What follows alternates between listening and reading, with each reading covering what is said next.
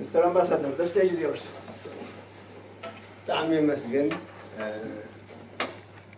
وراتن قرانين تساتفتي سيمبوزيوم كتشحن إسران كتن كم حدكم تمال مشيت قاس بوامسنا أنا تمال مشيت من البات سنبراتي وقلنا قف مدر حتى لنا لكن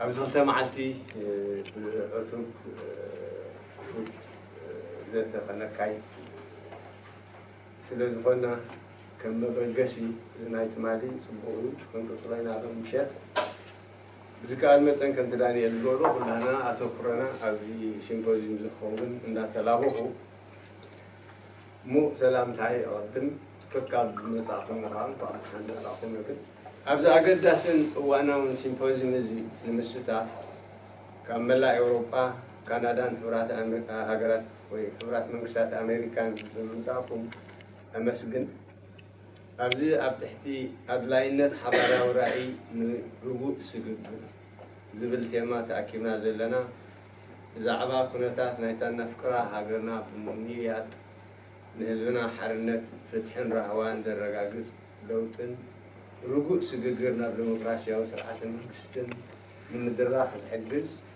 حوار وسرعة القاتل ناي حوار بيتا من الداي إرترا هاجرنا أبتو سناسن سمينا مبراقن أفريقيا أبتنا أفريقيا ما كلام مبراقن زراقن مسكلاو من جدي لعود استراتيجية وكمامتا مقامتو إرترا أبت ملاقبو كيح بحرن هندا وكيانوسن مالت أبغرن نايتي بناي ندادة هبتو زفلت زوبا حوسدسيت عربن وشمت برسيان بحدو وجن أبتدوباو كن في نايت مبزحتو تندادي زحل فلو مثرب سويس لما تخالق بمخانا عبي أسرة استراتيجية وأقداسنت إيبا إتي أبزو وانزي تخصيتو زولو أنا وصنعلي مستربوت تغايرنت نايزوبانا تدميرو نت استراتيجية أقداسنت هاقرنا بزيادة بمعباين تقداسنت نايتن عبيت حيالان بمسحابين نتزوبا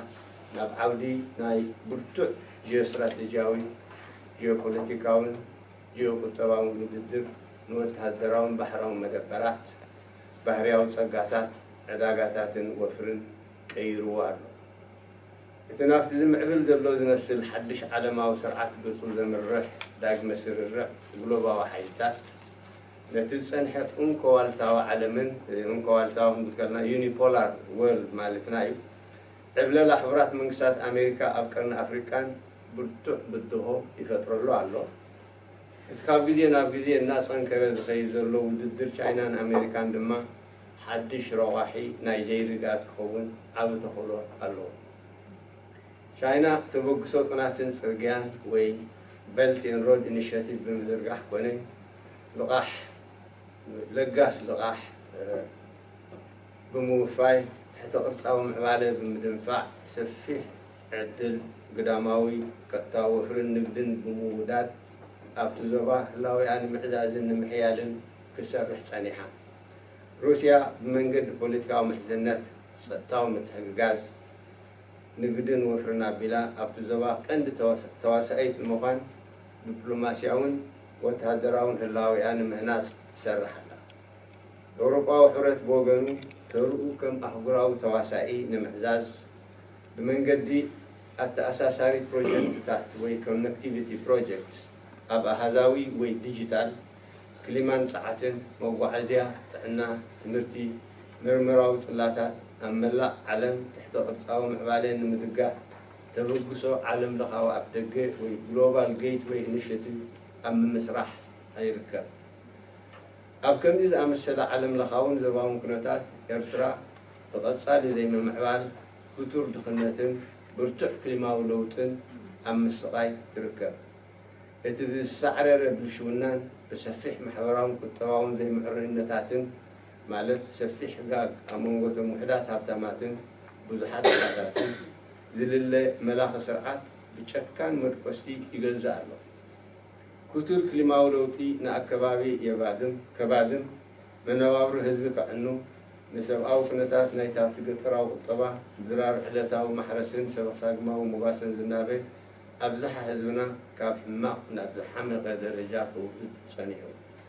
እቲ እኩብ ድምር ናይቲ ሰብ ዝሰርሖ መዓታት ድማ ጃምላዊ ድኽነት ይፈጥር፣ ንልምዳዊ መርበብ ማሕበራዊ ድሕነት የዳኽም፣ ትራዲሽናል ሴፍቲ ነትስ ማለት እዩ ንእልማት ሕብረተሰብ ይዘርብ። ህዝቢ ኤርትራ ምጭባጥ ናጽነት ናብ ዝበለጸ ህይወት ናይ ሓርነት ፍትሒ ዴሞክራሲን ረሃዋን ከምርሕ ልዑል ተስፋን ዓብ ትጽቢትን ነይርዎ። ዘስደምም ናይ ታሪክ ግንቢት ኮይኑ ግን ዓወት ኣብ ብረታዊ ቃልሲ ኣብ እዋን ሰላም ልክዕ ተጻይ ኩነታት ፈጢሩ። ብጠንቅቲ ዘጋጠመ ጥልመት ኤርትራ ሎሚ ብስብርባር ናይ ዝተጠልመ መብዛዕታት ዝተጠልመ ተስፋታት ዝተጠልመ ትጽቢታት ጋዕዝያ ትርከብ። እቲ ኣብ እዋን ብረታዊ ቃልሲ ገስጋስ ዝነበረ ሓድነታዊ ምንቅስቓስ ድሕሪ ናጽነት ናብ ሓደ ውልቀ መላኸ ስርዓት ተቐይሩ ንመሰረታዊ ዕላማታት ብረታዊ ቃልሲ ጠሊሙ ኣብ ኤርትራ ጸጥታዊ ኣገዛዝኣ ሴኩሪታይዜሽን ማለት እዩ። ሓደ ዝኣምር እዚ እንታይ ማለት እዩ? ንኩሉ ምክንያታት ኣምፂኻስ ነቲ ሃገር ካብ ሴኩሪቲ ጥራይ ከም ኣታኣታትዩ መሰረታዊ ናጽነታት ሓርነታት ኮነ መሰላት ህዝቢ ከም ድላዩ በዘይ ዝኾነ ስክፍታ ናይ ተሓታትነት ይግህስ። ህዝብና ብስእነት ኣቕርቦት መሰረታዊ ጠለባት መነባብሮን ጨካን መድቆስቲ ዝፈጠሮ ራዕድን እናተሰቃየ ኣብ ጥርዚ ናይ ዘይቋርጽ መከራን ስጋትን ተንጠልጢሉ ኣብ ኩነት ናይ ፍጹም ሕርመት ይነብር ኣሎ። መንእሰያት ኤርትራ ውቡእ ስድራ ቤታዊ ኣተዓባብያ ንቡር ትምህርቲ ኮነ ትስፉ መጻኢ ተነፊጎም ካብ መጽቀጥን ሓለንጊ ገደብ ኣልቦ ሃገራዊ ኣገልግሎትን ንምምላጥ ነቲ ሃገር እናረሕርሑ ይሃድሙ ኣለዉ። እቲ ህድማ ሰብኣዊ ርእሰ ማል ድማ ኣእምሮዊ ዓቕሚ ኤርትራ የማስን ኣፍራይ ጉልበታ ይኽስር ልምዓታዊ ዕድላ የዳኽም ከም ዘሎ እንተና ርኡ እዩ። ናጻ ኤርትራ ነቲ ስትራቴጂያዊ ኣቀማምጣኣ እኹል ባህርያዊ ጸጋታታን ጻዕረኛ ህርኩት ህዝባን ብግቡእ ምስ እትጥቀም ዓብ ተኽእሎ ናይ ልምዓት ከም ዝነበራ ብሕጂውን ከም ዝህልዋ ዘማተ ኣይኮነን። ይኹን እምበር እቲ ሃንዳፍ ሜላታትን ሓሳድ ተግባራትን ናይቲ መላኸ ስርዓት እናገደደ ዝኸይድ ኩነት ናይ ቁጠባዊ ምንቁልቋል ፖለቲካዊ ተነጽሎን ዲፕሎማስያዊ ጉልልነትን ፈጢሩ። እቲ ዝነበረን ዘሎን ተኽእሎ ናይ ልምዓት ብሰርቲ በቲ ስርዓት ዝተወስደ ግቡይ ሜላዊ ምርጫታትን ዝባኸነ ዕድላትን እንተዘይግታእ ነይሩ ኤርትራ ሎሚ ናብ ሓንቲ ውዕውዕ ዞባዊ ማእከል ኢንዱስትሪ ንግድን ኣገልግሎታትን እትኮንን ፍትሒ ረሃዋን ቅሳነትን ሰፈኖ ሕብረተሰብ ዝነብረላ ተምሳላዊት ዴሞክራሲያዊት ሃገር መማዕበለት ነይራ። ግደ ሓቂ እቲ መሰረታዊ ሽግር ኤርትራ ብኩራት ግዝኣተ ሕጊ ወይ ድማ ስፍነት ግዝኣተ ሰብ እዩ። እቲ ሃውራውን ተለዋዋጥን ዝኾነ ግዝኣተ ሰብ ግቡእ ሕጋዊ ኣገባብ ይጸልእ ክንዲ ዝኾነ እቲ ሓድሽ ዴሞክራሲያዊ ኣካይዳ ከተኣታቱን ኣብ ግዝኣተ ሕጊ ዝተመርኮሰ ግቡእ ኣጠቓቕማ መንግስታዊ መዝነት ክባርኽን ትጽቢት ዝተነብረሉ ቅዋም ኤርትራ ኣይተተግበረን። ግነቱ ቅዋም ንዘይ ንምትግባር ብደይ መደይ ዝተወስደ ውሳኔ ድማ ነቲ ኣብ ግዝኣተ ሕጊ ዝተመስረተ ቆማዊ መንግስትን ዴሞክራሲያዊ ምሕደራን ንምፍጣር ዝተኻየደ ጻዕሪ ወፂዎ። እቲ ቅዋም መዋቕር ናይቲ መንግስቲ ይውስን፣ መዝነት መንግስቲ የነጽር፣ ዕማማት መንግስቲ ይዝርዝር፣ ስልጣናት ናይ ተፈጻሚ حقاقين فرادن أكلات منجستي يدرن مسرتاو حرنتات حزبية وحس مبعتاو مسالات حزبية الرقاقص ببعض جيقنات يوجد بتمنجستي نتم مسرتاو مسالات حرنتات حزبي نخو حس يا محسن رقص اتقوام حد البدلتات ويمنكبات العوو يخون امبر حقاو مسرت ناي هاقري ارترازين الصف كم مخزن العلاونات حزبي كوني من جنا كل قبو ويحقاو سلطان زقلقل مقانو زماتا ايقونن كندو زخوني لعول حقاقي سلطان انت لاي اواجات موسى حقاقات زبيتاون قدامون ميلام حقاق اهقراو علاتن سممعة المصداق نتهاقراو بايتو يحزن ارترالومي اتاب زي والا سماو قوامن بايتون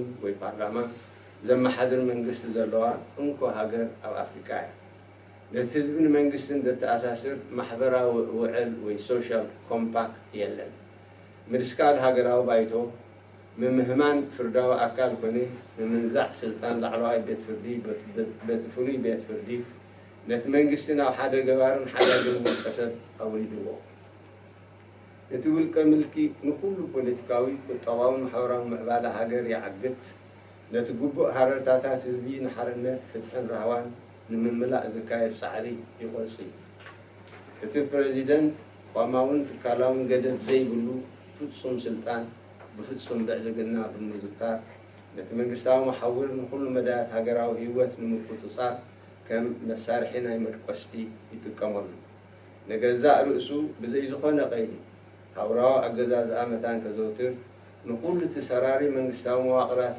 تكباراو تكالاتن من الناس تجبر فتنتات يعنقص يتبعلوك أطاقما سلطانو نايم الرام عدل زي بلو عقباب نمسالات حرنتات كبرت ونهيوات تزبي يبهس فتون بالشتاو تكالات نهزبي زي عقحنا قرقلوتاتن فقلبو عقمية باللومر مزخول لما هذا كابتن أبزناي كتالي لبدا أوانزي نهزبي كتابة كوبيد عسات تشعة زخر كلو عزيو محدات ملختي أبز علمنا قوين له تكبار قوام أبزنتش قوان بحقاوي هقراو وكالة أكال كما حيث زخر كوينو جزءات سب أبكعو جزءات حقية نكس نهزبي ارترا مستقول بزحناتو أب كل مدات بوليتيكاوي كتواوي محبراو كنا بهلاوي هيوت نايت هاجر معر حرنتات معر مسألات معر عدلاته لازم بعر قبلين التكبار القوام مسرتا ديمقراطيا محدرة كنا مسألة بوليتيكاوم كتواون مغيرو وعلى حدر زي بهلو خصوص هوانا وبداي حزبنا هاجرنا كوينو له نتوزع عبات عمصنيا سرعات زلو سفيح حفشاو بزواو ذي عقبت نمودان امرت حباراو قارسين من الناس تكباراو عقم حيلتات ديمقراطيا وتقاومو بمدنفع سلاماو سققرنا بديمقراطيا ومحدران مدرخ عتوب صعري مثل سالية اللي كمزا أبزل نقورو زلنا زا مسألة حقاف اللي مكاد ما حد حداو متأممان كوني أب حباراو مرداتان أي تاريخنا أب حباراو قمقامنا يبلوك نتاتنا أب حباراو رأينا مسعينا سمسرتي حد النفط علامة من ناس يحجز إذا أب دياسبورا زلو تقاومو ارتراها قرنا كان كل تقنبارات زمنشو أزيوم حد الدنيا تازفونو اللاوي أو سقعتات كم زلوه كالسوئل يقبع يتقدم اللاوي أو سقعات سنتهاجراو قطبانا بقلقلات نهزبينا بكتور دخنات نمأنساتنا بسدة زدفء ميلاتات تكبرات نايت عمسنيا سرعاتي هذا حساد ملاقي هزبي ارترا بحسن كم زساقه من سيتو بحفه كم زوص هاجر كم تبادم بمقبار مسايا أب حدقا يودو قلبه ادخال أي اللاوي أو سقعات دما اتنتنا ارترا سسان عقمي قطعات سسان عقمي قطعات من كله انتهي مالتيو sustainable deterrence capability in military, economic and logistical terms مالتيو هلاوي أوي قدنت زقبر كابتا دوباوت قربيتنا بملكة عباي إثيوبيا يكون عباي تجراي قبل على هاجرنا ويقول فالات هاجرنا بتدقاقا مزقلت جزءات أو هرفان ويطموحي نزي زيرو هرفان زي كون مقبار الواويان حنا تجراي في اللاي نتم عبي صقاتات إرترا علامة بمقبار بسوترن ولعن شرحوا أجوابات كتتقع صنيحا الله سرعتها ومتقعتي هو حد بنصو أنصار هجراو من النتن هجراو حد النتن حزب إرترا أنصار وبؤنت هجراو النت إرترا أمور داتات انتانية دما أنصار هلاوي ناصر هلاوي هاجر إرترا زغنحي كم تحدث فلوت حقاو ليك دكتور جبريل وتسفا جرجيس بنصو داقم درجة صوب جاء وش تتوصي زخونة طلب واننت ناي كفال جماجم كي حري إرترا وي واننت ناي ودب عسب كتاو زلفا بالعلاونة جزءاتها ملنة إرتراي أب تاريخاوي دحر بايتا وي بحلاو تمساسال النتات استمركوسة طلبات إرترا وي نزخونة جزءاتها وقمصراس كابا درو تمغويتو إرترا كمنا صار علاوي هاجر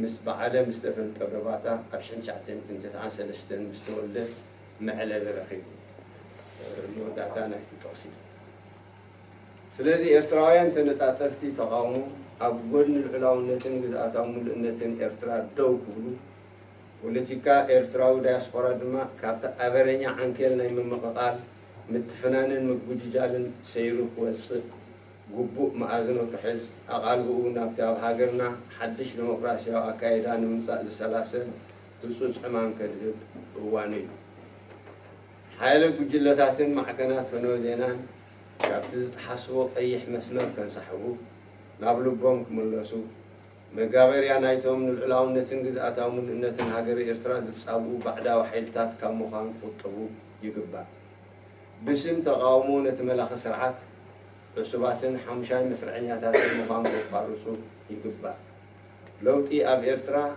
وشتاوي إرترا قداي مخانو بإرترا واننتن وسانين كاوشت خمز مصد مساعدل إرترا أب إيد حزب إرترا مخانو كجنزبون تقبلون يقبل بزترفة حقنيا بوليتيكا وتقاومو بحدا أمارات البرنامج زتقف أمارات الرأي حسكا كابتزلو سرعة زحاشة أمارات السرعة المتكال متطبق مالتي بلوز رأي ناي تصفى رأي ناي حرنت رأي ناي فتحي رأي ناي عدلات رأي ناي رهوان حزبي إرترا حسكا متطبق مالتي هذا علماوي وعلماناوي زيجاتاس زماكل منجستي زهنس برنامج أساتافي تحتاتي جلوس ديمقراطية محدرة زقوم برنامج هجراو قطواز برابرن سبعو سمال إرتراز هنسن برنامج هجراو حدنتن كماو سنتن زرقاقز برنامج مسكورا بتنا سلاما وحواره اللاون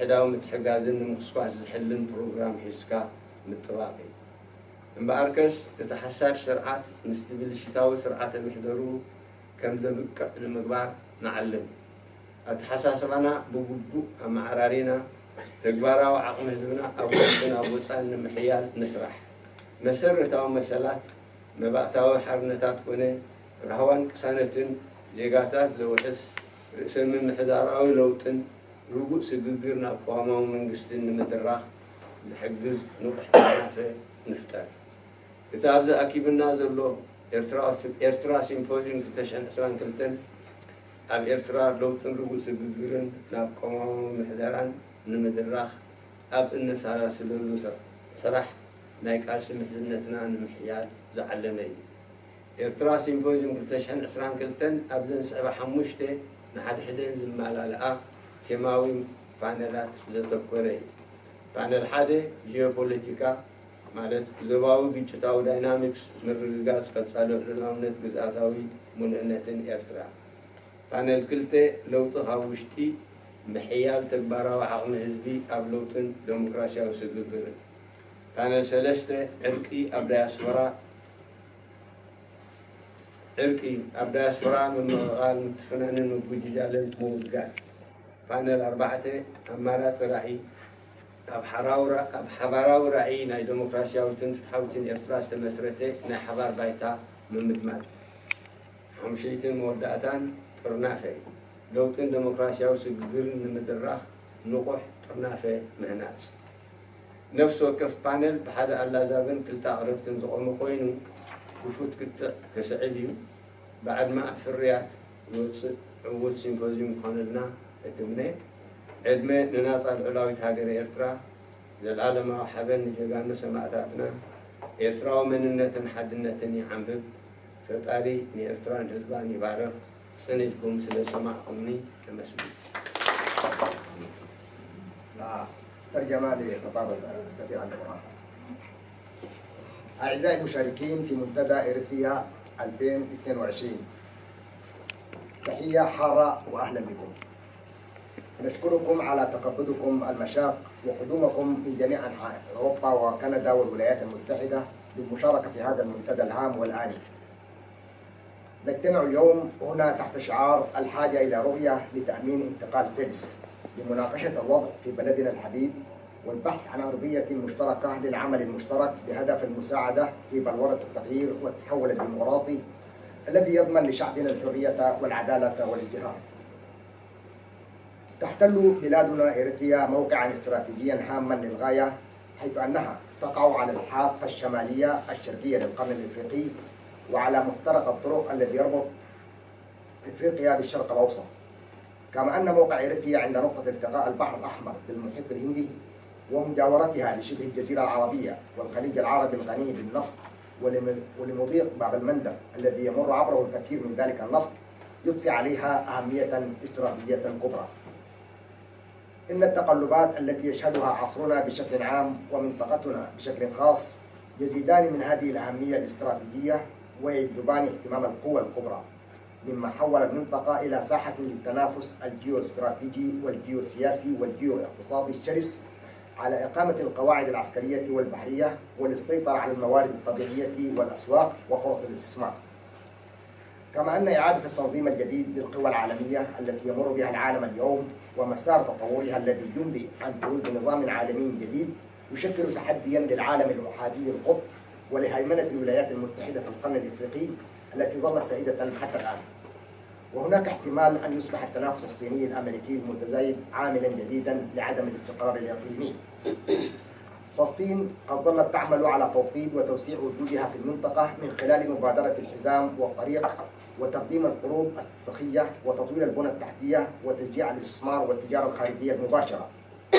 ومن جانبها بدأت روسيا في إعادة توطيد وجودها الدبلوماسي والعسكري وترسيخ نفسها كلاعب رئيسي في المنطقة من خلال التضامن السياسي والتعاون الأمني ومضاعفة نشاطها التجاري والاستثماري.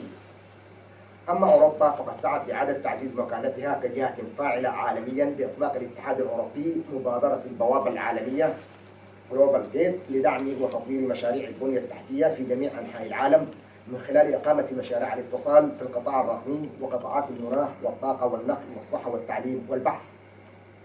وفي غمرة كل ذلك لا تزال إريتريا تعاني من التخلف والفقر المدقع ومن تداعيات التغيير المناخي ولا يزال يتواصل قمع نظام الحكم الاستبدادي المعروف بنهجه القمعي الوحشي وبالفساد المستشري وبتعمده خلق تفاوتات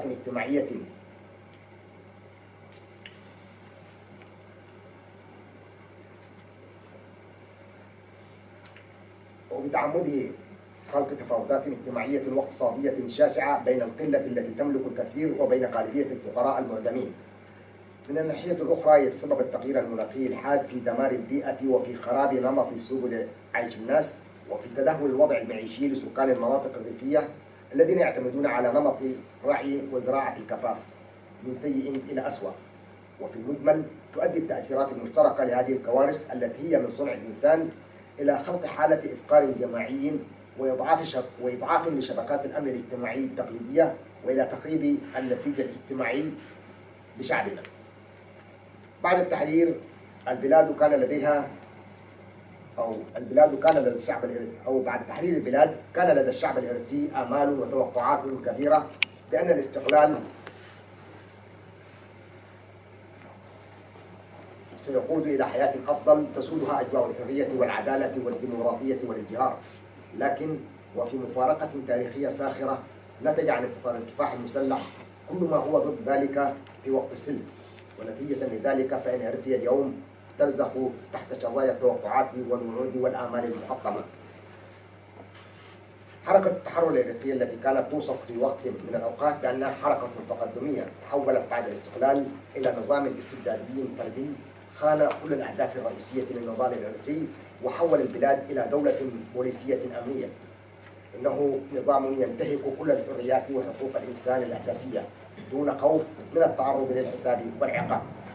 ولهذا يعاني المواطنون في ظل هذا النظام القمعي من حالة من الحرمان والبؤس الدائم وانعدام الأمن، وذلك نتيجة لصعوبة إمكانية الحصول على الضروريات الحياتية الأساسية، وبسبب حالة الإرهاب الناجمة عن القمع الوحشي المتواصل. كما أن الشباب الإريتري الذي حرم من النشأة الأسرية الطبيعية ومن النظام التعليمي المألوف وحرم من الأمل والتطلع إلى مستقبل أفضل أصبح يغادر البلاد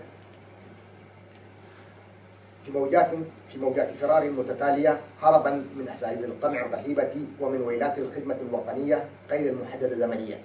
وعليه يمكن القول إن هروب هذا الرأسمال البشري هو استنزاف للأدمغة الإريترية التي كان يمكن الاستفادة من إمكاناتها الإنتاجية الخلاقة وتقويض لآفاق تنمية البلاد. كان أمام إريتريا المستقلة فرصة عظيمة لتحقيق التنمية لو أنها كانت قد استفادت من موقعها الاستراتيجي الهام ومواردها الطبيعية الكافية وطبيعة شعبها المثابرة والدؤوبة. لكن سياسات النظام الطائشة والممارسات الحاقدة أدت إلى المزيد من التدهور لحالة التردي الاقتصادي والعزلة السياسية والتهميش الدبلوماسي القائم. فالخيارات السياسية الخاطئة للنظام والفرص الكثيرة التي أهدرت بسببها تسببت في فقدان إريتريا لقدرتها على النمو الذي يمكنها من أن تصبح نموذجا لدولة ديمقراطية ومركزا إقليميا حيويا للصناعة والتجارة والخدمات.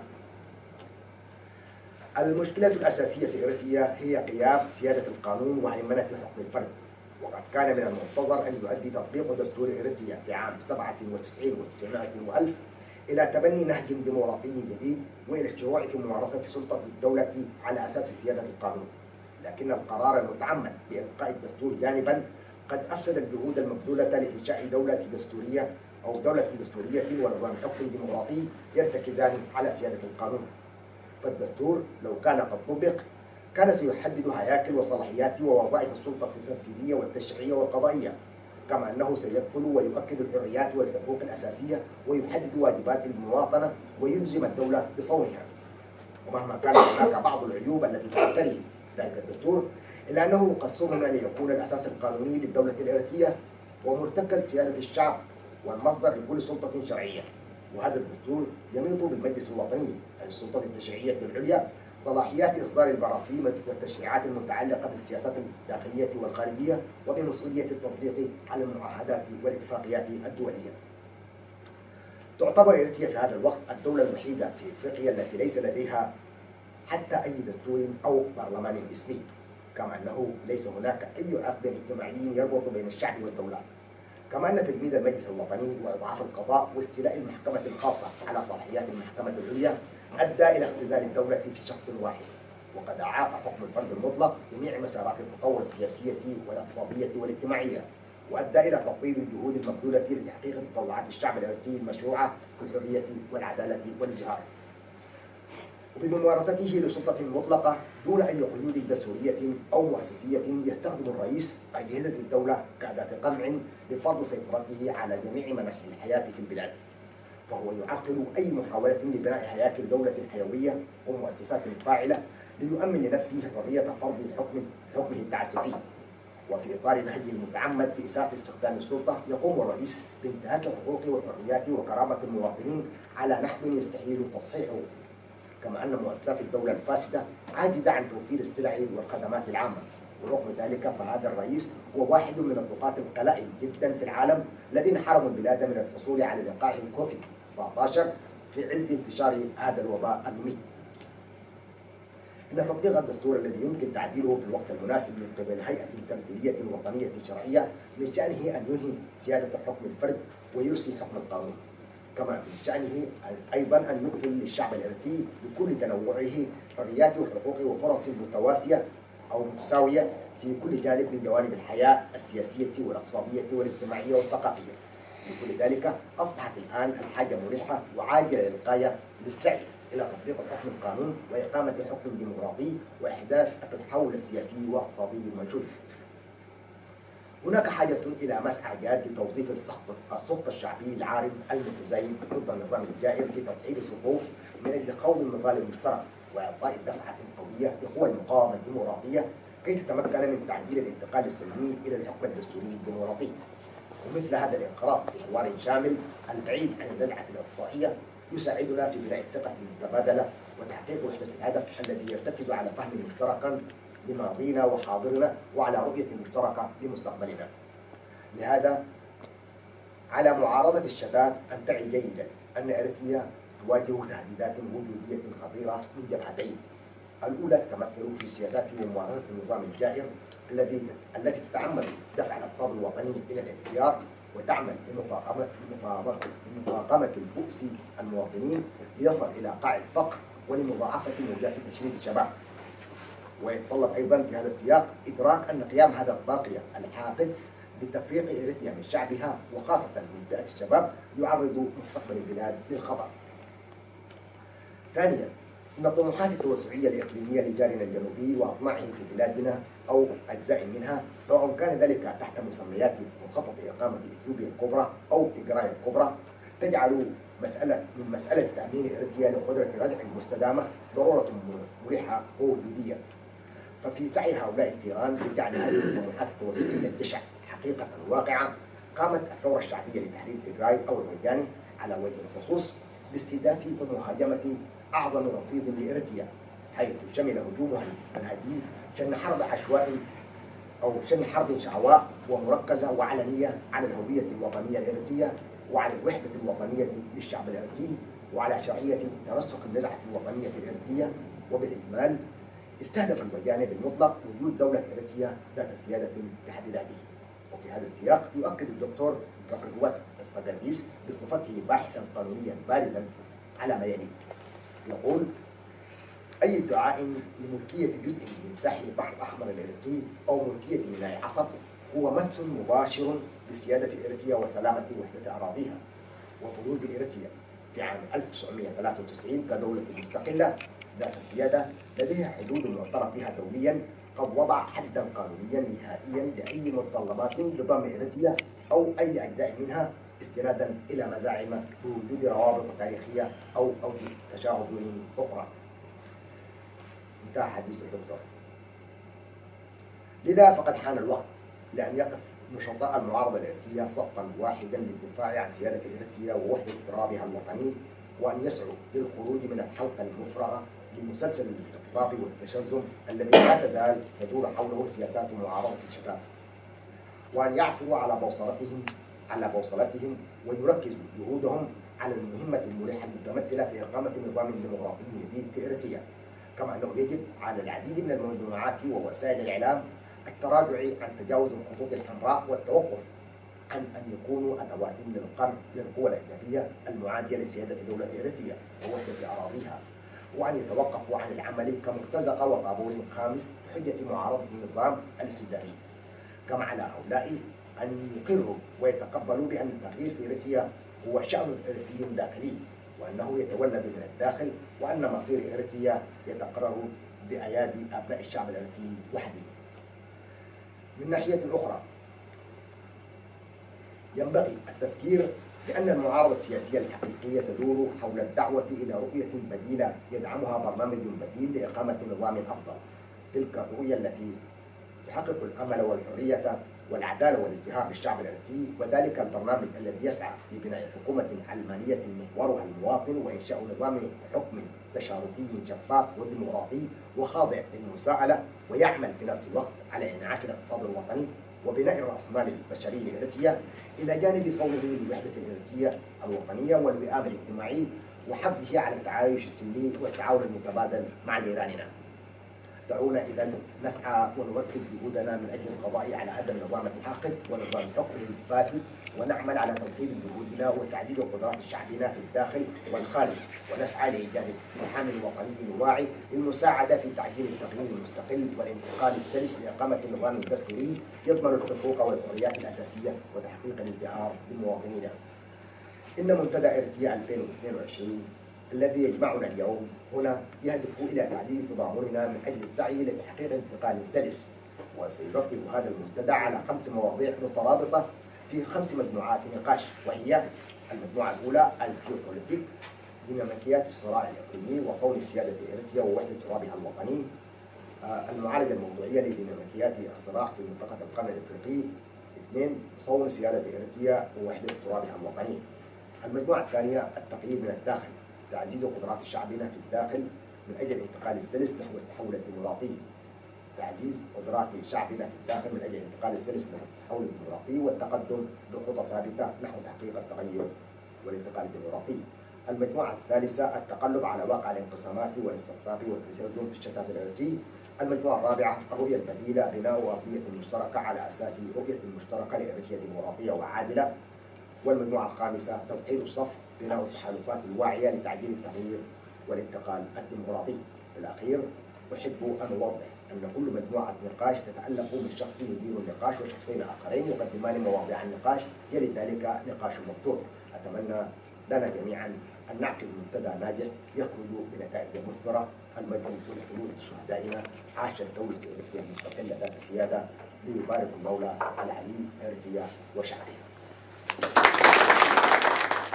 Dear participants of Eritrea Symposium 2022, warm greetings and welcome. Thank you for coming here from all over Europe, Canada, and the US to participate in this important and timely symposium. We are gathered here under the theme of the need for a vision for a stable transition to discuss the situation in our beloved country and seek common ground for joint action to help crystallize change and democratic transition that ensures our people freedom, justice, and prosperity. Our country, Eritrea, occupies a highly strategic location at the northeastern rim of Horn of Africa and at the crossroads of Africa and the Middle East. Eritrea's location at the nexus of the Red Sea and the Indian Ocean, adjacent to the oil-rich Arabian Peninsula and the Persian Gulf, and at the southern flank of the Strait of Bab el-Mandeb, through which much of that oil passes, lends its great strategic importance. The turbulence of our times and the volatility of our region heighten this strategic importance and attract the interest of major powers, turning the region into a sphere of fierce geostrategic, geopolitical, and geo-economic competition for military and naval bases, natural resources, markets, and investment. A realignment of global forces towards an evolving new world order poses a challenge to the unipolar world and the U.S. hegemony in the Horn of Africa. Intensifying Sino-American rivalry adds a new factor of potential regional instability.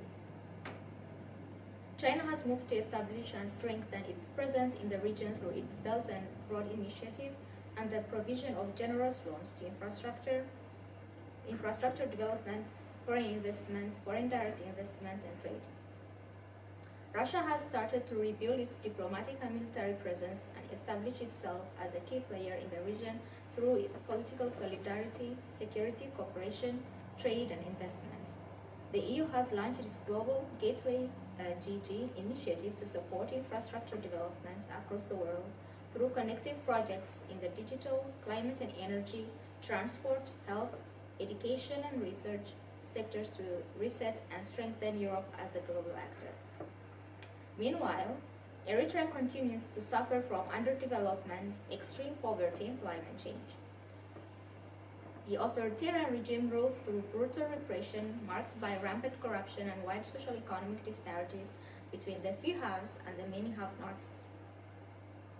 Extreme climate change devastates the environment, ruins livelihoods, and degrades the human condition in the rural areas where subsistence farming and nomadic pastoralism are the mainstay of the local economy. The combined effect of these man-made disasters causes mass impoverishment, weakens traditional social safety nets, and disrupts the fabric of the society. The Eritrean people had high hopes and great expectations that independence would usher in a better life of freedom, justice, democracy, and prosperity. In an ironic twist of history, victory in the armed struggle produced the exact opposites in this time. Eritrea today is littered with the shards of broken expectations, broken promises, and broken hopes. Post-independence, a once progressive liberation movement atrophied into an authoritarian personalist regime, betrayed the original aims of the struggle and scrutinized the Eritrean state. It violates the basics of freedoms, liberties, and rights of the people with impunity. Lacking access to essential necessities and terrorized by brutal repression, the people suffer from a state of deprivation verging on perennial misery and insecurity. Denied proper family upbringing, normal education, and hope of a better future, Eritrea's youth flee the country to escape repression and surge of indefinite national service. The human capital flight saps Eritrea's brain power, negates its productive potential, and undermines its development projects. Capitalizing on its strategic location, adequate natural resources, and hardworking industrious people, independent Eritrea has a great opportunity for development. However, the regime's imprudent policies and malevolent practices have produced a worsening state of economic repression, political isolation, and diplomatic disengagement. Its wrong policy choices and squandered opportunities have forfeited Eritrea's potential to grow into a prototype democratic state, a vibrant regional hub of industry, commerce, and services, and a prosperous society. The fundamental problem in Eritrea is the absence of the rule of law and the exercise of the rule of man. The arbitrary and captious rule of man shuns due process. The timely application of the Constitution of Eritrea, 1997, was expected to initiate a new democratic dispensation and sanction the exercise of legitimate state authority based on the rule of law. However, a deliberate decision to cast the Constitution aside has subverted the effort to create a constitutional state and a democratic governance founded on the rule of law.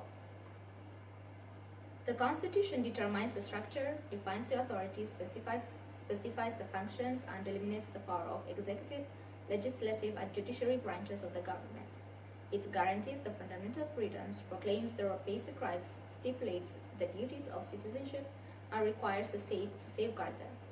Despite certain defects, it's designed to serve as a legal foundation of the Eritrean state, the repository of the sovereignty of the people, and the source of all legitimate authority.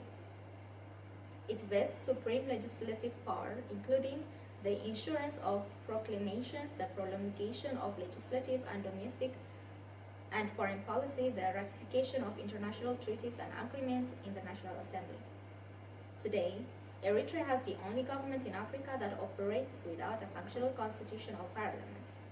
No band of the social compact binds the people and the state. The suspension of the National Assembly, the emasculation of judiciary, and the special court's arrogation of the powers of High Court have reduced the government to a single decision maker. The autocracy obstructs political, economic, and social development and undermines the effort to achieve the people's legitimate aspirations for freedom, justice, and prosperity.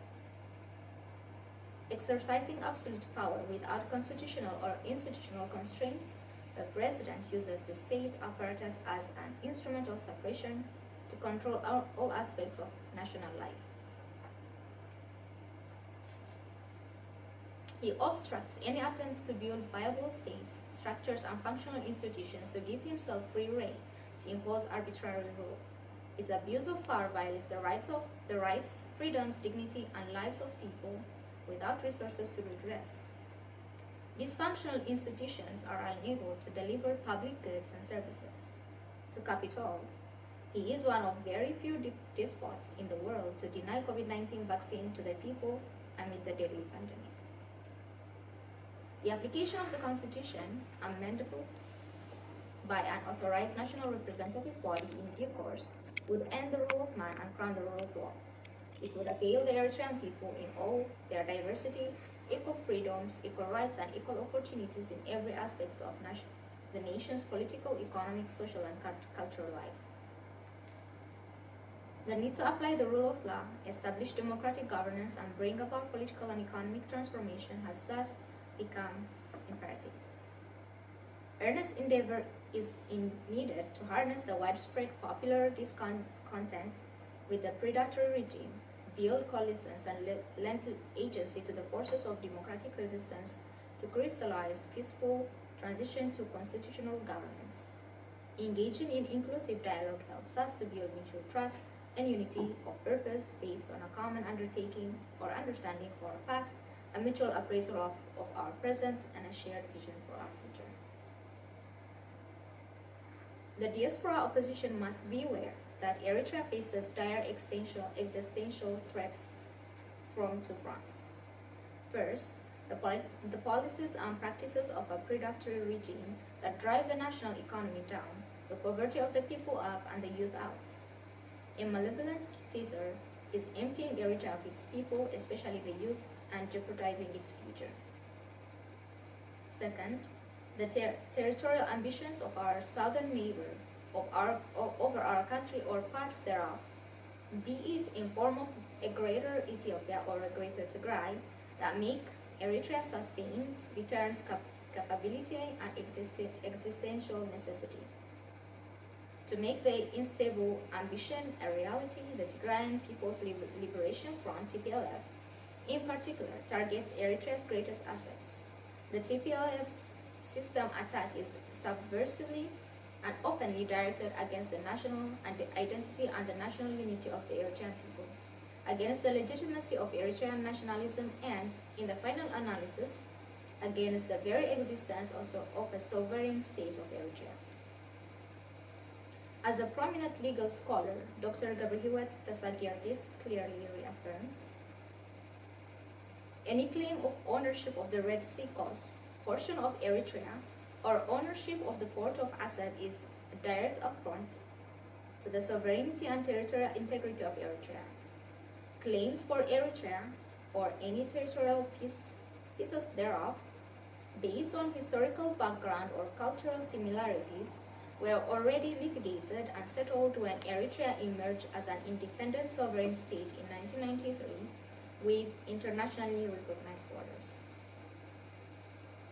It is thus time that Eritrean opposition activists stand with the sovereignty and territorial integrity of Eritrea, and diaspora politics breaks out of the vicious cycle of divisions, polarization, and fragmentation, finds its compass, and focuses on urgent tasks to bring about a new democratic dispensation at home. Several groups and media outlets should backtrack their red line and stop being tools of foreign forces hostile to the sovereignty and territorial integrity of the state of Eritrea. They should stop being mercenaries and the fifth colonists in the name of opposition to the authoritarian regime. They should recognize and accept that change in Eritrea is an internal Eritrean affair that will come about from within via Eritrea ownership and decision, and the destiny of Eritrea lies in the hands of the people. Otherwise, genuine political opposition is about advocating an alternative vision backed by an alternative program. A vision of hope, freedom, justice, opportunities, and prosperity for the Eritrean people. A program of building a secular, citizen-centered government, forming participatory, accountable, transparent, and democratic governance, reviving the national economy, and building Eritrea's human capital, ensuring national unity and social harmony, and pursuing peaceful coexistence and reciprocal cooperation with our neighbors. Let us then aim to end the malevolent regime and its dysfunctional governance system, get our act together, and work to strengthen the agency of our people at home and abroad, and create conscious coalitions to help catalyze autonomous change and stable transition to a constitutional government that guarantees the fundamental rights, basic freedoms, and prosperity of its citizens. In gathering us here, Eritrea Symposium 2022 aims to strengthen our solidarity in pursuit of a vision for a stable transition. The Eritrea Symposium 2022 will focus on 5 interrelated and complementary thematic panels. Namely, first, regional conflict dynamics and sustaining Eritrea's sovereignty and territorial integrity. A, navigate the conflict dynamics in the Horn of Africa. B, sustain Eritrea's sovereignty and territorial integrity.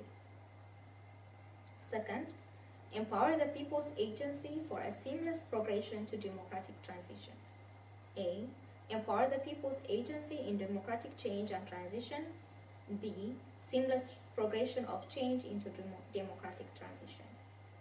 Third, overcome divisions, polarization, and fragmentation in the diaspora. A. Identify underlying causes. B. Find practical and workable remedies. Fourth, build common ground based on a shared vision of a democratic and just Eritrea. A. Build common ground based on shared vision of democratic governance. B. Fight for justice as a basis for conscious coalitions among the Eritrean diaspora. Fifth, build conscious coalitions to catalyze change and democratic transition. A. Coalitions in political activism. B. Coalitions in media work.